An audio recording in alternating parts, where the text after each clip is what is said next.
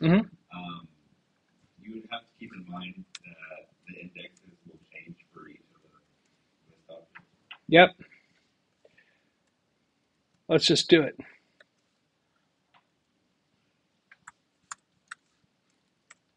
Okay, so print AR fruit 0. Okay, so if I pop 0,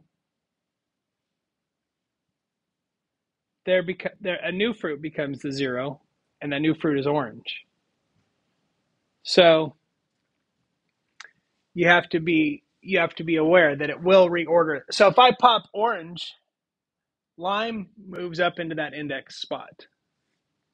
So that will change the index. And you can also um, sort an array. Now that will still, let's just print the whole thing. Okay, so that sorts them in alphabetical order by default.